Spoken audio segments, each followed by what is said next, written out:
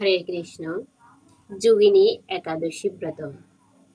ব্রহ্মবৈবর্ত পুরাণে আষাঢ় মাসের কৃষ্ণপক্ষের একাদশী ব্রত মাহাত্ম্য যুধিষ্ঠির শ্রীকৃষ্ণ সংবাদ রূপে বর্ণিত আছে। যুধিষ্ঠির বললেন, হে বাসুদেব, আষাঢ় মাসের কৃষ্ণপক্ষিয়া একাদশী মাহাত্ম্য কৃপাপূর্বক আমাকে বলুন।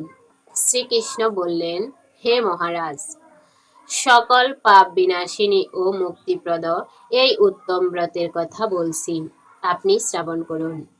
আষাঢ় মাসের কৃষ্ণপক্ষিয়া একাদশী যোগিনী নামে খ্যাত। মহাপাপ নাশকারী এই তিথি ভবসাগরে পতিত মানুষের উদ্ধার লাভের একমাত্র নৌকাস্বরূপ। ব্রত পালনকারীদের পক্ষে এটি সর্বশ্রেষ্ঠ ব্রত বলে প্রসিদ্ধ। এই প্রসঙ্গে আপনাকে একটি পবিত্র পৌরাণিক কাহিনী বলছি। আলকা নগরে শিব ভক্ত পরায়ণ কুবের নামে এক রাজা ছিলেন। তিনি প্রত্যহ শিব পূজা করতেন।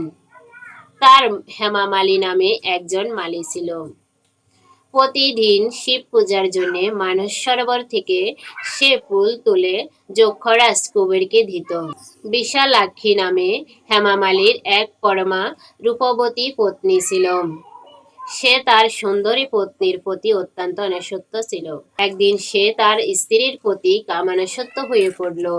রাজভবনে যাওয়ার কথাও ভুলে গেল। বেলা 2 প্রহর অতীত হলো। আচমনের সময় চলে যাচ্ছে দেখে রাজা ক্ষুব্ধ হলেন। মালির বিলম্বের কারণ অনুসন্ধান এক দূত প্রেরণ করলেন। দূত এসে রাজাকে বলল, সে গৃহে স্ত্রীর সাথে আনন্দে মত্ত। দূতের কথা শুনে কুবের অত্যন্ত রেগে তখনই মালিকে তার সামনে হাজির করতে আদেশ দিল।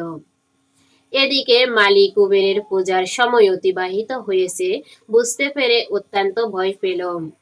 তাই স্নান না করে সে রাজার কাছে উপস্থিত হলো। তাকে দেখা মাত্রই রাজা ক্রোধবশে চোখ রাঙিয়ে বললেন, রে পাপিষ্টি দুরাচার, তুই দেবপূজার পুষ্প আনতে অবজ্ঞা করছিস, তাই আমি তোকে অভিশাপ দিচ্ছি, তুই শ্বেত কুষ্ঠগ্রস্ত হয়ে যা এবং তোর প্রিয়তমা বার্জার সাথে তোর চিরবিয়োগ সংগঠিত হোক। রে নিচু, তুই এখনই এই স্থান থেকে ভ্রষ্ট হয়ে অধোগতি লাভ কর। কুবেরের এই অভিশাপে হেমামালী পত্নীর সাথে স্বর্গভ্রষ্ট হয়ে দীর্ঘকাল যাবৎ কুষ্ঠরোগ ভোগ করতে লাগল। রোগের যন্ত্রণায় দিন অথবা রাত্রে কখনোই সে সুখ পেত না। এভাবে শীত গ্রীষ্মে প্রচণ্ড বেদনায় বহু কষ্টে সে জীবনযাপন করতে লাগলো। কিন্তু দীর্ঘদিন মহাদেবের অর্চনের ফুল সংগ্রহের স্বীকৃতির ফলে সে শাপগ্রস্ত হলেও বৈষ্ণব শ্রেষ্ঠ শিবের বিস্মরণ কখনোই হননি। একদিন হেমামালী ভ্রমণ করতে করতে হিমালয়ে শ্রী মার্কণ্ডেয় ঋষির আশ্রমে উপস্থিত হলো। কুষ্ঠরোগ পীড়িত সপত্নী হেমামালীকে ধর্ষণ করে শ্রী মার্কণ্ডেয় তাকে জিজ্ঞাসা করলেন, তুমি কার অভিশাপে এরকম নিন্দানীয় কুষ্ঠরোগগ্রস্ত হয়েছ? সে উত্তর দিল, হে মণিবর, রাজা ধনকুবেরের আমি ভৃত্য ছিলাম। আমার নাম হেমামালী। আমি প্রত্যহ মানস সরোবর থেকে ফুল তুলে শিব পূজার জন্য রাজাকে দিতাম। কিন্তু দুর্ভাগ্যক্রমে একদিন স্ত্রীর মনোরঞ্জন হেতু কামনাসক্ত হওয়ায় সেই ফুল দিতে বিলম্ব হয়। রাজার অভিশাপে এরকম দুর্দশাগ্রস্ত হয়েছি। পরোপকারী সাধুগণের স্বাভাবিক কর্ম। হে ঋষিশ্রেষ্ঠ, আমি অত্যন্ত অপরাধী, কৃপা করে আমার প্রতি প্রসন্ন হন।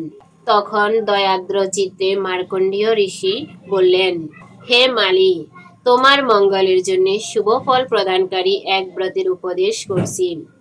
তুমি আষাঢ় মাসের কৃষ্ণপক্ষের যোগিনী নামক একাদশী ব্রত পালন করো।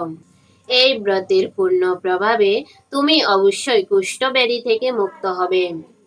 শ্রীকৃষ্ণ বললেন। ঋষির উপদেশ শ্রবণ করে হেমামালী তাকে প্রণাম জানালো। পরে অত্যন্ত আনন্দে ঋষির আদেশ মতো নিষ্ঠার সঙ্গে যোগিনী একাদশী ব্রত পালন করল।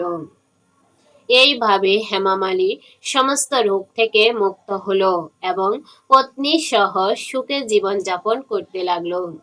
হে মহারাজ যুধিষ্ঠির, আমি আপনার কাছে এই ব্রত উপবাসের মহিমা কীর্তন করলাম।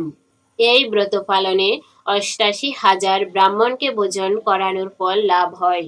যে ব্যক্তি এই মহাপাপ বিনাশকারী ও পুণ্যফল প্রদায়িনী যোগিনী একাদশীর কথা পাঠ এবং শ্রবণ করে সে অচিরেই সর্বপাপ থেকে মুক্ত হবে। হরে কৃষ্ণ। 2026 জুলাই মাসের 11 তারিখ শনিবার এই একাদশী ব্রত পালন করবেন। পরের দিন পালনের সময় 5টা 19 থেকে 9টা 45-এর মধ্যে। হরে কৃষ্ণ। হরি বল।